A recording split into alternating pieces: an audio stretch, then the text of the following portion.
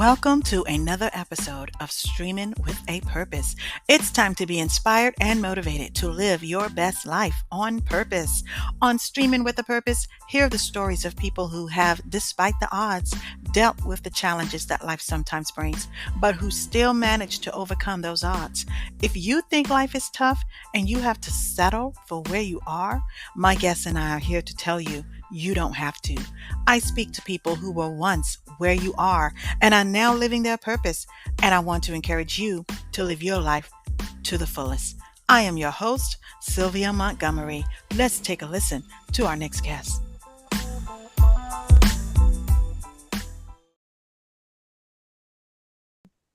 Welcome to another episode of Streamin with a Purpose. I'm your host, Sylvia Montgomery, and I'm so glad that you are joining in today. Today we have as our guest, Cara Fox. How are you doing today, Cara? I'm doing great. Thank you, Sylvia. You're welcome, and I'm glad to hear that you're having a great day. So I'll just share a little bit about Cara. Cara is a talent development strategist who transformed over 20 years of corporate HR leadership into a purpose-driven consulting practice. After being laid off from her director role at Carlile Transportation, she founded ZenFox Solutions to help professionals and organizations balance high performance with sustainable leadership practices. A certified professional in talent development and certified HR expert, Cara previously designed impactful leadership and talent development programs that improved retention and built talent pipelines for companies in multiple industries. Now, Cara's unique approach draws from diverse entrepreneurial experiences, from running a massage therapy practice to standing up new HR departments for growing businesses to building worksite wellness programs, giving her deep insight into the mind-body connection essential for sustainable success. The Zen Leader model helps entrepreneurs, emerging leaders, and seasoned professionals find clarity of purpose while navigating today's overwhelming business landscape. So, Cara, we are definitely going to talk about the Zen Leader model that you created through your new company in just a bit. But first, I want you to know that I did read your extensive bio on your website, and wow, I am just so impressed with your unique experiences. You had so many experiences over the years, and it looks like you've used them all to your advantage. You started off saying that you weren't afraid to dream big, when you were a child. And you even started your entrepreneur journey maybe as early as I'm about to say 9 o'clock, maybe as early as 9 years old. So can you share how all of your unique experiences helped shape who you are today? Yeah, absolutely. And as you said, it's been a long journey. So, I'll start at the 9 years old because you brought that up. So when I have an older sister, actually I have three siblings, but my sister who's 2 years older, she and I have I think an entrepreneurial bug, so to speak. And I was 9, she was probably 11, around there. It was the summer we were staying with our mom, who was a single mother, and she had an office in downtown Fairbanks. And of course, we were bored out of our minds. And so, being who we were, we decided to start a kids' newspaper. And everything from learning how to do layout, and I mean, this was back in the day. So we were using like an electronic typewriter. And I even had one of I think he was a freelance journalist in my mom's building, took me down to the police station to learn how to do the police blotter. And we negotiated a selling rate with the local co-op store. And we did that for a summer just for fun. So that was the beginning. And I think because I had a mom who was an entrepreneur, she ran her own business, and a dad who was a professor at the university there, I think we were just never held back. Like, we were always encouraged to follow what we wanted to do and be creative. And there was never any dream that was too big. We were never told, oh, you can't ever do that. So I think that was a real, we were really fortunate to have that sort of start. And there, growing up in Fairbanks, I just wanted to get out and see the world. And so I would say my next kind of entrepreneurial journey was with massage therapy, and that was intended to be kind of a side gig, which it was. Uh, and until my day job sort of took over and I continued on that path. But what I learned in doing massage and learning about the human body and sort of how to connect with people, the power of touch, the power of connection has really stuck with me throughout my entire journey in working with people, which has been the focus of everything I've done. So, um, yeah. And then going further, as you said, I've had sort of a storied career, but have gone out on my own a couple times. And the last time I did it was um, working in worksite wellness. So at the time, I was working for a benefits broker, and the desire to go deeper with clients, to be able to offer more than just here's a value added service. We're just going to cover this on the surface. I wanted to offer more because my clients wanted more. But because of the nature of my role in that organization, I couldn't really do more. And so I sort of took a dive off the deep end, left a six-figure salary, and went out on my own. That was a real shocker. Those first 3 months were a bit brutal. Um, but I think in that process, I learned how important relationships and talking to people and the relationships that I had built over the prior 10 years in working with the volunteering on the board for our local HR organization, pretty much every one of my clients came through those relationships, which I built at the time, not having any idea how that was going to pay off down the road. So just, always focusing on being curious about other people and how I can help them and how we can, just get to know each other, can pay off down the road. Mhm. And then this time around, like you said, I got laid off last year. I think a lot of people are going through that in recent months and in the past year. Um, the number of people in learning and development, training and development that I've heard getting laid off is astronomical. So I know there's a lot of uncertainty and a lot of economic change going on in businesses. Mhm. And after sort of uh, going through the shock of that happening, I realized this is my chance to really put out there the things that I've been thinking about, that I've seen as a need in this space for leadership as it's changing and developing. So that's kind of what has led me where I'm at. Mhm.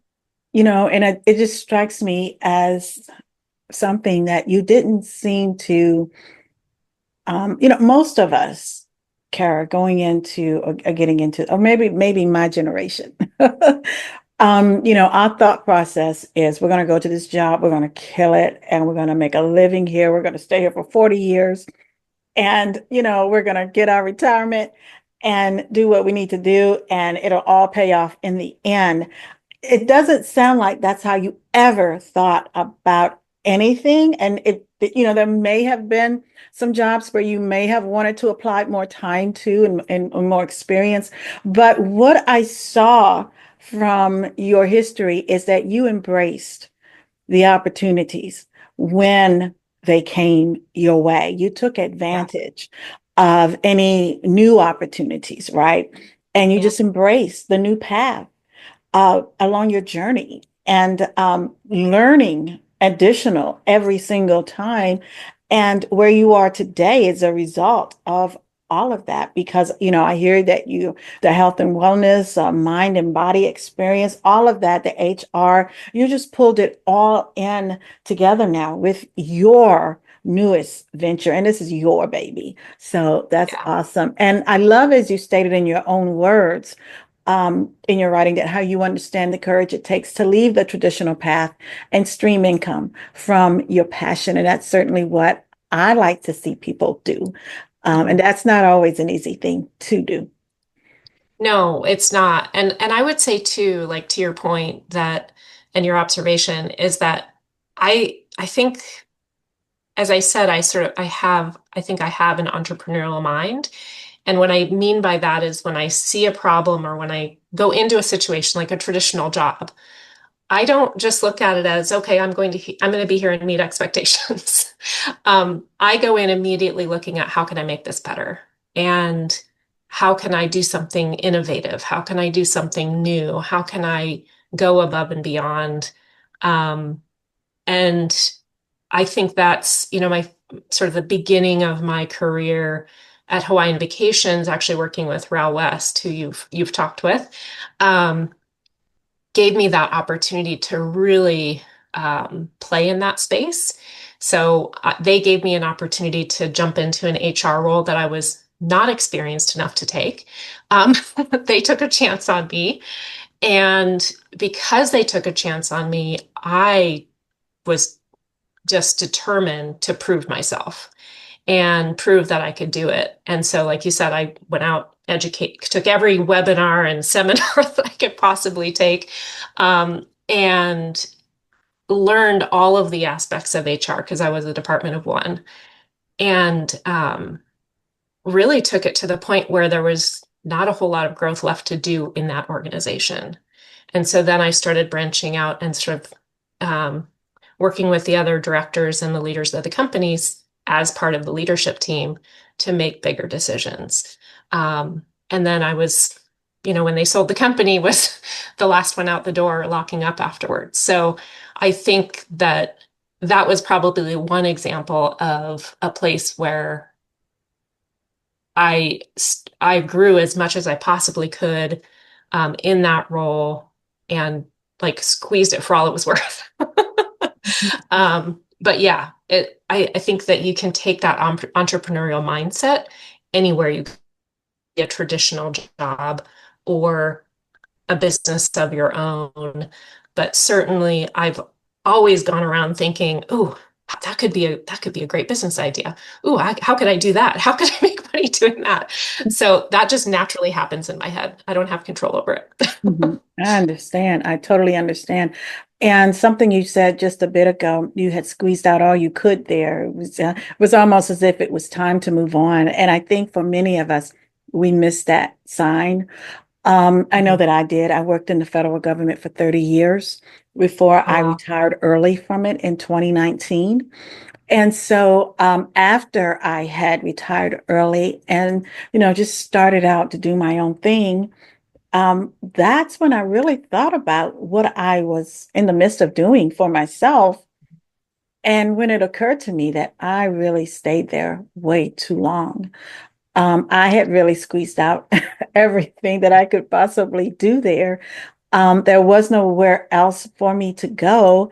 And I just didn't realize that it was time for me to go. And I think that when we miss that, we're missing such a big opportunity.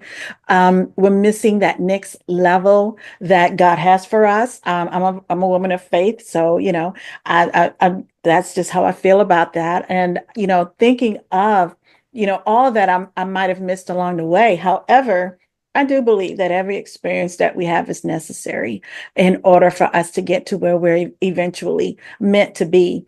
And I also read through your work that resilience is your superpower. So even in the beginning of your bio, you noted that due to being laid off at the company that you were working for, that ZenFox Solutions was formed, you just are right out and open with it. It doesn't bother you at all that you were laid off because that was an experience that you were able to develop and go to your next level, right? Because you knew there was something else for you. As you said, you're always looking at what I can do with this and how to make this work. So yeah, your brain was already working, I'm sure, as you were locking that door. And that's where we really see the culmination of everything that you've ever done just come back to you full circle in your current business. You didn't allow a layoff to deter your journey. You used it to fuel your journey. And, I just want to make that clear for anyone who may be going through, as you alluded to earlier, so many people are um, losing their jobs lately, and it does not have to be a bad thing. It could actually be the beginning of something new for you Yeah. and something even more of what it is you were meant to do. So, if Yeah. you could tell us more about the Zen Leader model that you've created. Absolutely. Okay, so the Zen Leader model was really born out of, as I said before, kind of a desire to approach leadership development in a way that is relevant in today's marketplace, workplace, and economic world. And I think there's a few factors that really drove me towards this model. One is that we are in what's called an attention economy. So one where more than ever before, we're distracted by our devices, our like ads everywhere. Um, Everything is on our phones, on our mobile phones, constantly sort of begging for our attention. And there's lots of research out there that talks about how we actually have shorter attention spans than we used to. So that was a big factor, in my opinion, in leadership, not only for the leader for to consider as they look at their team, but also for themselves. And then the other thing is just the massive amount of change that's going on in our world with AI and how that's changing how we work. It's changing how we communicate. It's changing what jobs look like and what roles look like. It's changing what leadership and management looks like. So I wanted to focus on getting getting back to sort of the human side of it, but also integrating those elements that are important to deal with those changes and to meet them where we're at. So there's three layers, I call them domains, within this model. And we start with the inner layer, which is the inner foundation. And that's really all about self-leadership. So um, self-mastery is sort of the foundation of that. And that incorporates both self-awareness and self-regulation. So that's really, if you know anything about emotional intelligence, that's where that sits. um, and then incorporated into that is also things like critical thinking, and cognitive awareness biases. So, all those things that make us aware of why we do what we do and being aware of what we're doing in the moment, right? And then, last but not least, the other big part of that is sort of a newer approach is what I call AI discernment. So, this kind of goes with critical thinking, and that's being able to discern when should I use AI? How do I use AI? Like not focusing on it's good or it's bad, because I think we're past that. I don't think there's like it's here whether we like it or not, right? Um, but really being able to again master that yourself and like how do I regulate with that? How do I use it? How do I not? How do I um, talk about it with my team? That sort of thing. So that's self-mastery. And then presence is pretty self-explanatory, but making sure that we know how to be present in the moment. Because of that attention economy, I think a lot of people are not fully present when they're in a conversation with someone or they're in a meeting or they're doing even just their work, right? It's hard to find focus time. It's hard to force ourselves to sit down and focus on one task at a time. And that's become a real challenging skill to develop. So that is a really core principle here. And then balance, of course, is how do we balance all of the elements of being human with being a leader? And also balance refers to consistency and alignment between what we say and what we do. So kind of having that holistic approach. And then last but not least is the beginner's mind. And beginner's mind, um, again, as we face a world that is amidst constant change and constant evolution of technology and sort of every time you turn around, something new is happening, or AI can do something different.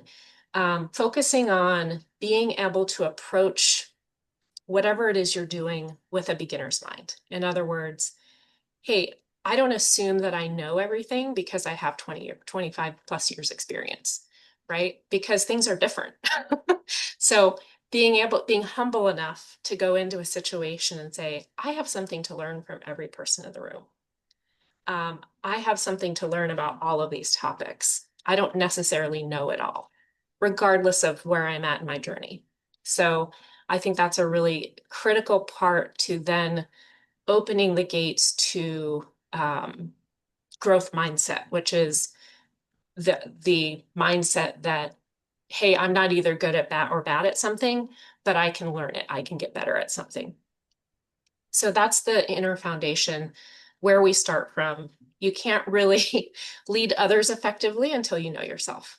And so that's the concept that's the basis of that. And then the second domain is the relational elements. And this gets to more of the traditional leadership development in how we manage or how we lead others. And the principles there are connection. So again, because of the focus on technology and I think how connected we are in the sense of in the digital world, actually means we're less connected in the real world with other people. So really focusing on how do we build real human connection with others and the power of that. And then nurture potential is really about developing others. So making sure in your role as a leader that you're not only focused on your own development, but also making sure you're opening those doors for other people. And then mindful communication is pretty self-explanatory. Communication is a whole big topic, of course, but the mindful piece of it is being really aware of how you're communicating with different people, knowing people well enough to know how to most effectively communicate with them. And then last but not least is care. So this is where compassion comes in and really, yeah, that one's pretty self-explanatory, but the role of care in leadership, I think, is largely underappreciated. And if, in my opinion, if you don't have to love your people, but if you don't care about them, you shouldn't be in leadership. So, I'll go so far as to say that. I could not agree more. Yeah. So, um, I will say a little shout out to Ral again.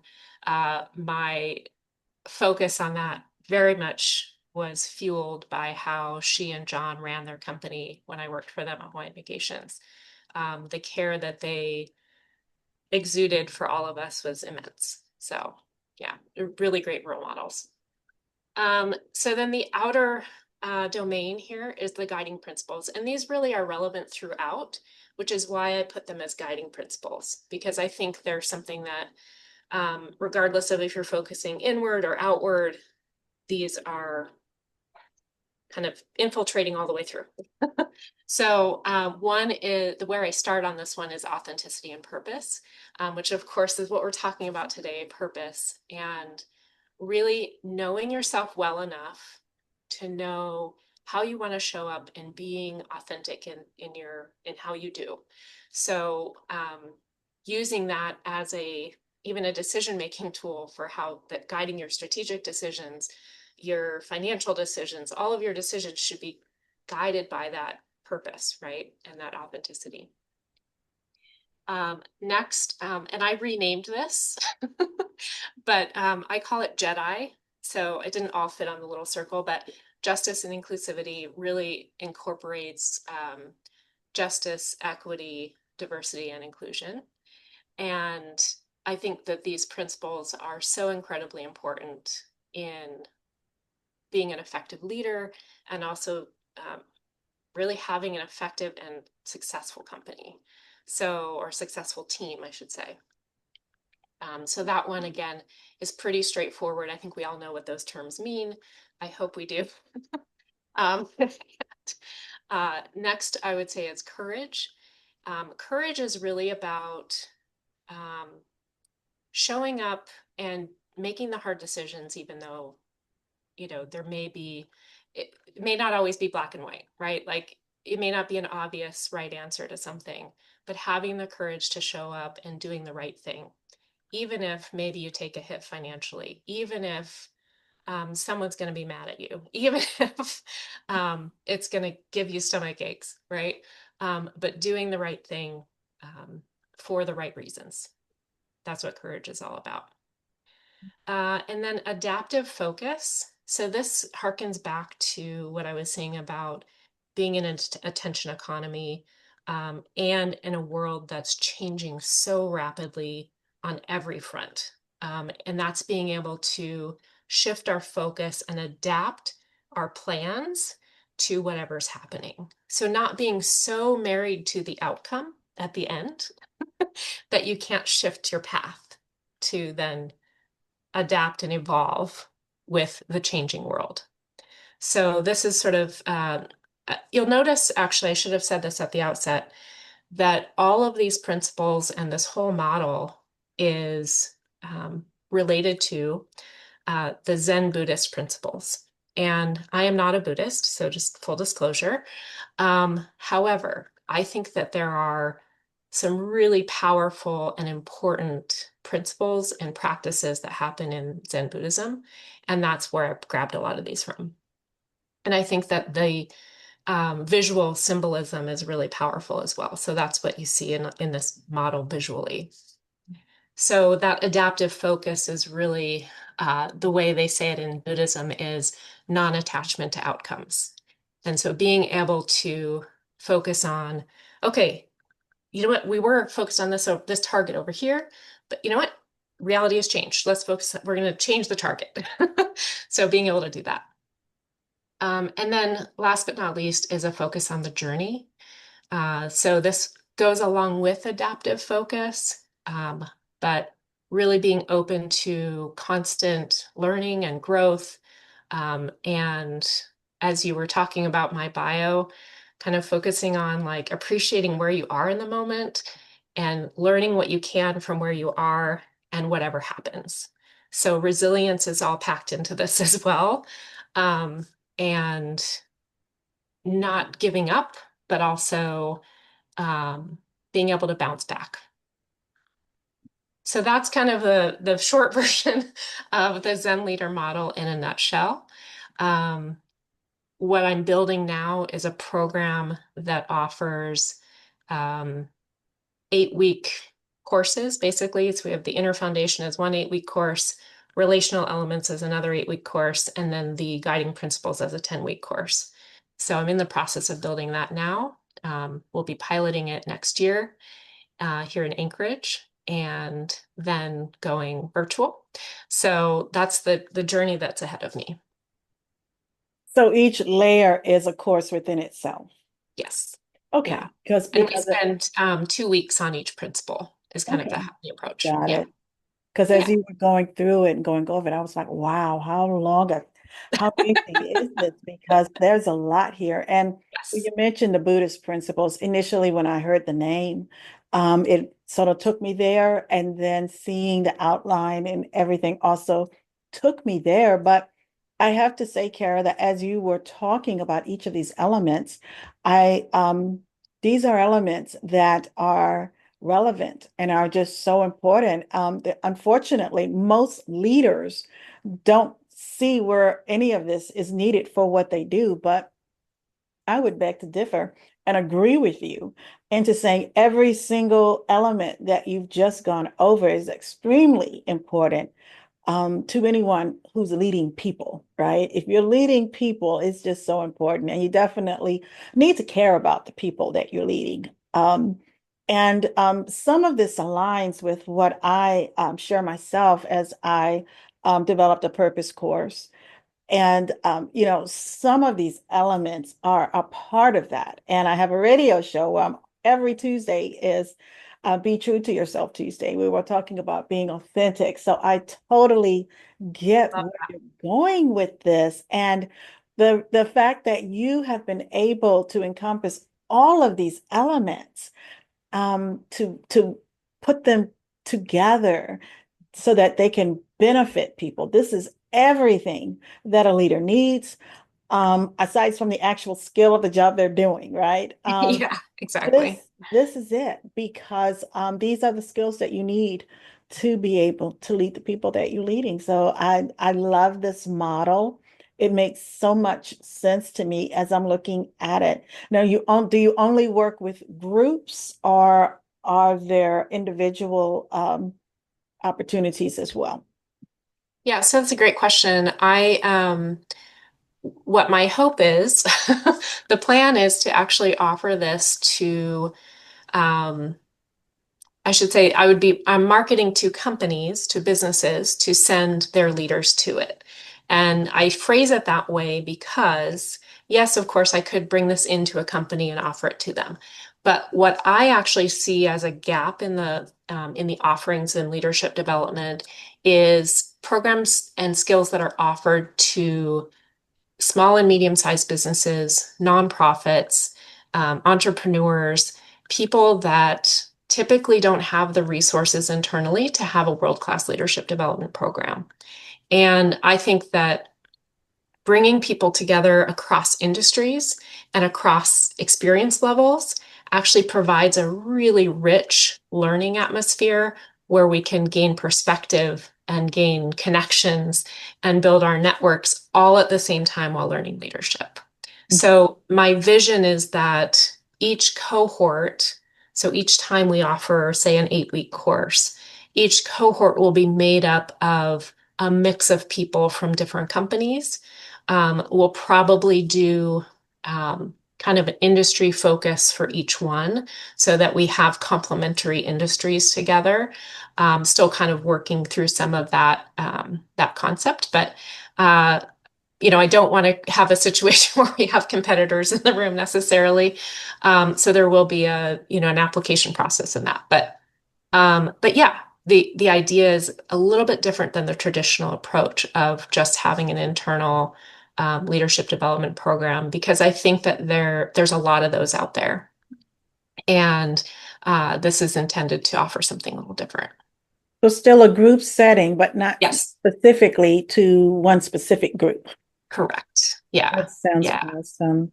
Yeah, And because Alaska, and this is probably true in other places too, we have so many small and mid-sized businesses. Yes, we have a few large ones, but probably I think this is true. I'm not 100% sure. More than a lot of other places, our small business scene is ginormous. And so those companies that have, 5 managers or 3 managers that don't really have options for what do we, where do we send these people to develop them? They're getting a lot of on-the-job learning, of course, but how do we take them out of the operation Mhm. to send them away out of state or something like that, right? That's really difficult to do. And bringing in an in-house program can be very expensive. So the intent here is to make it more accessible to people Mhm. that are in those other environments and really focus on behavioral skill building. Some of these concepts seem very sort of big and ambiguous.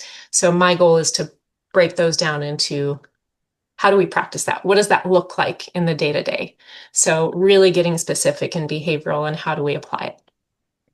I'll go back to say that again, many managers feel that as long as they do their job well, they're great for the job. They're great to manage the people.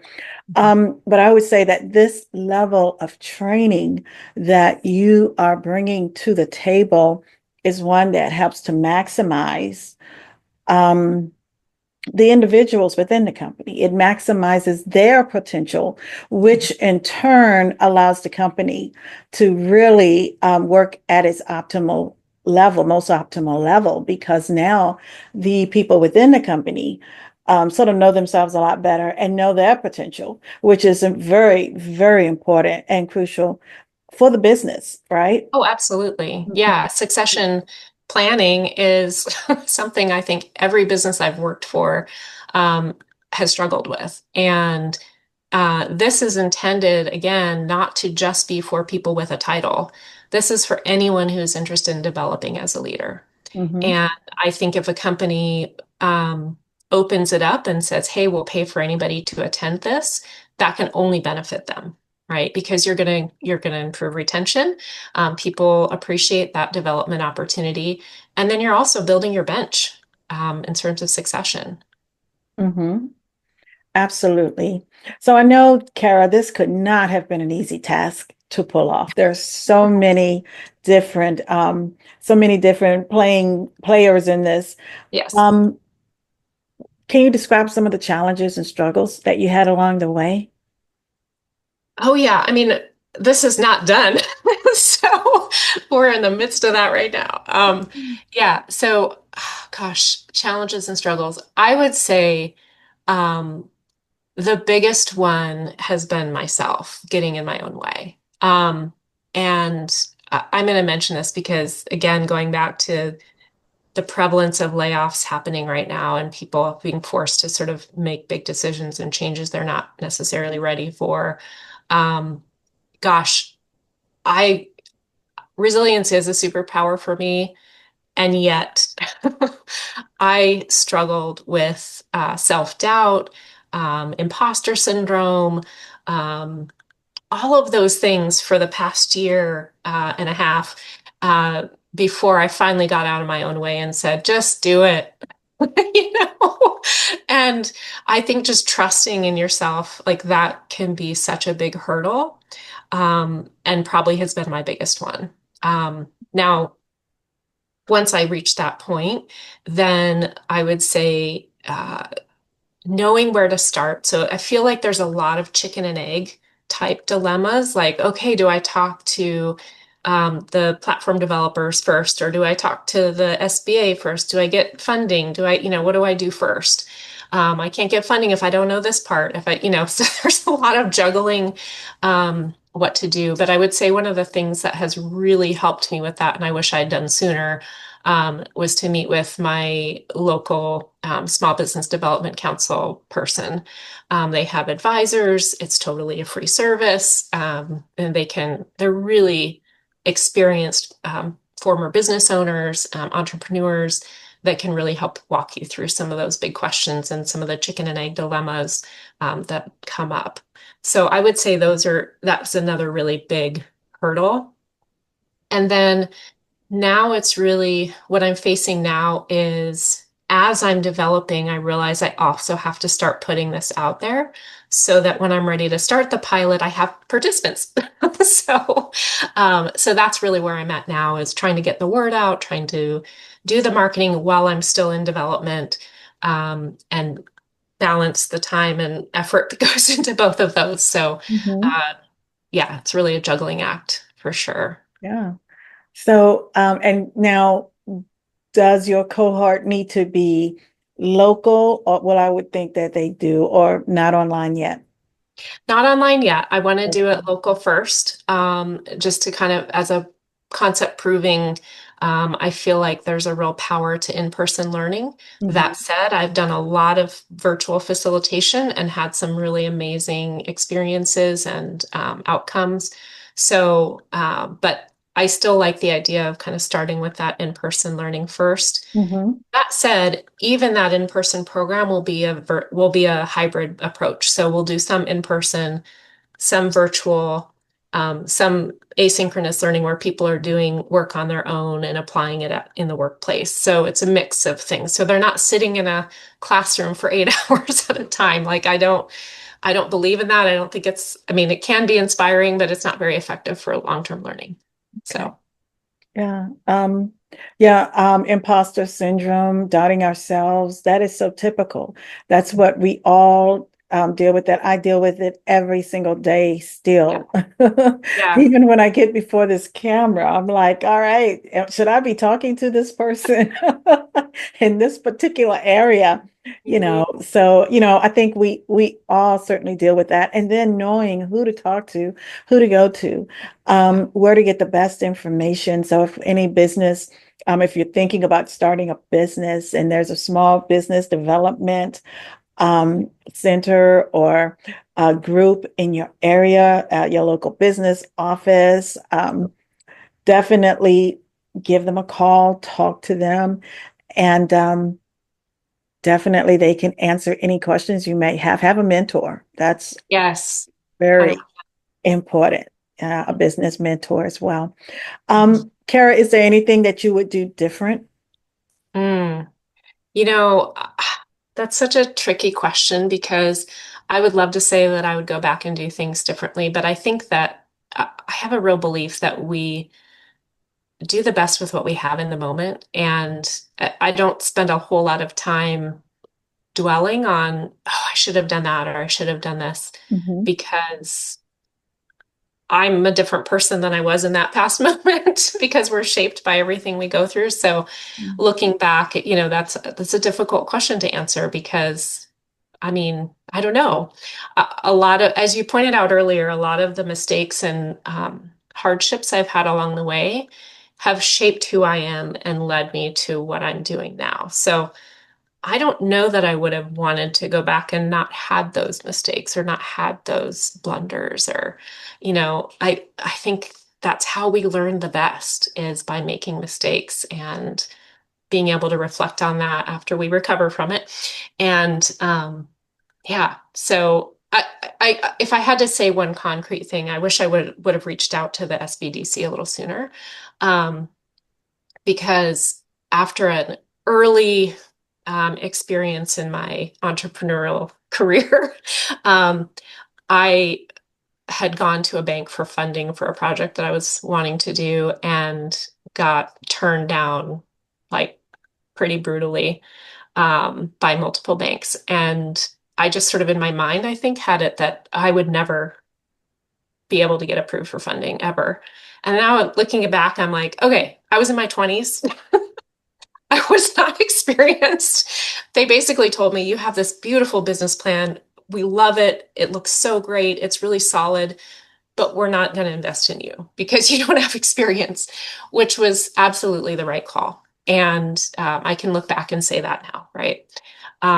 So I guess being careful of this is a little bit out of what question you asked me, but um, I guess something I would hope to do differently is not let our past stories define how we go forward. So if that makes sense. Absolutely. Yeah. Absolutely. That's part of that resiliency. That is Mhm. your superpower because had you decided that what that banker had said, that's it, that's final, I can never be a business owner, you wouldn't Mhm. be where you are today. You wouldn't have your business today. Yeah, that's true. Yeah. Yeah. Yeah. So I have one more question for you, and that is, what would you say that purpose looks like? Mm. I would say, um, huh. I've thought about this, but it is a hard thing to really put a like concrete definition on. Um, but you know it when you see it. So I think Mhm. purpose looks like loving what you do, being invested in what you do wholeheartedly, um, knowing your why, and how what you're doing ties into your values and your strengths, and that you would be interested in doing it even if you weren't going to get paid. I think those are kind of the things to me that I don't know if define is the right word, but that signify purpose. And it can be made up of not only values, but also your strengths. What is it unique that you're bringing to the world? And if you're if you have an opportunity to share that with the world, that is, it's really inspiring and it feels good. And you can see it when people are, right? When they're in a place that really fits them. Um, I will be the first to acknowledge the privilege I've had in being able to do the things I've done and take the risks I've taken. And I think about all the people suffering hardship in the world today, um, who are just trying to survive, right? But I think even in difficult situations, we can find ways to live out our purpose. It doesn't necessarily look like starting a business always. It can be how we take care of our families, how we take care of our neighbors, how we interact with people, how we talk to people, how we respect others. Like that can be living your purpose in a totally different way than, say, starting a business. Mhm. Absolutely, absolutely. And you had mentioned that, you would do it if you didn't, even if you didn't get paid. But isn't it great to know that there are opportunities to stream income from what you're so passionate about? Absolutely. Yeah. Yeah, Yeah. awesome. So those are all of the purpose questions that I have for you. Were there any other tidbits about purpose that you wanted to share? I would just share that I think sometimes, and this goes back to just the whole concept of how we grow in who we are and as humans. Um, but I think, and I mentioned it somewhat earlier, that having struggles and having hardships, and having roadblocks, can sometimes, that may be really challenging in the moment, but that can be the defining thing that makes you who you are. That can be an opportunity, like you said, for growth, for trying something new. Um, and so I think that it's important to realize that you don't have to have, like, I think a lot of people who become entrepreneurs or who find their purpose, it happens because of some hardship they've had in life. And, you asked me about my early entrepreneurship. Um, but I think going back even further than that, when I was 6, my mom was in a horrible accident. She was hit head on at 60 miles an hour by a drunk driver. Spent a year in the hospital.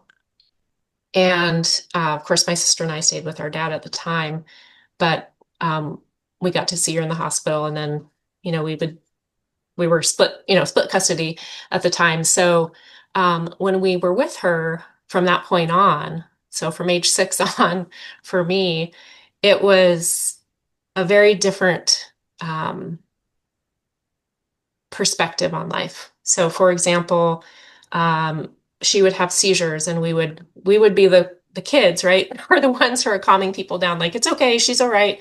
Move things out of the way, make sure she's all right. So we kind of, I don't want to say grew up really fast, but in a way we did. And but what that whole experience, what I pulled out of that, is that life is short. And you don't know from one day to the next how much time you have and how much your life can change in the blink of an eye.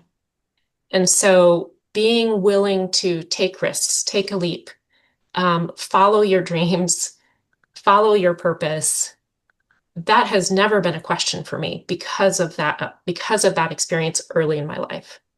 Um, I've always been one to say, you know what? Why not do it now? Like, and I've had a lot of people, even especially earlier in my life and when I was in my 20s, teens and 20s, say like, wow, how did you get the courage to do that? My sister and I biked around Ireland for 2 weeks, just totally on a whim. And, um, and just the travel I've done and the different, I don't know, adventures I've gone on and risks I've taken even with work. And the answer is, why not? Like, life is too short. Take advantage of the time you have. Um, do what makes you happy and do what fulfills you. Because what's the point otherwise, right? So I guess that's the only other thing I would say about purpose is look to your struggles, look to your um, pivotal points in life, the things that have challenged you. And if you haven't, reflect back on what did you pull out of that? How has that made you who you are today? And how have you gained something from it? Wow, that is great advice, Kara. I'm not even gonna say anything there because you're absolutely right. Life is short. Absolutely. So, Kara, would you like to share how people can contact you or when you are ready to share your services Yes. so that they can have that information? Because I definitely could see what you do benefiting so many organizations. Yeah, absolutely. Thank you, Sylvia. So you can connect with me on LinkedIn, um, under Cara Fox. You just search me up on there with ZenFox Solutions. My website is pretty easy, ZenFoxSolutions.com. And my email address is Cara@ZenFoxSolutions.com. So those are the different ways to get in touch and kind of stay up on what I'm doing. I do have a mailing list that you can sign up for on the website. And yeah, so definitely stay tuned. Awesome. And I'm just so excited to see going forward how your program is going to go and all of your offerings. So I'm so excited for your future, Cara. Thank you so much. And thanks so much for being on the show today. Thank you. It's been a pleasure.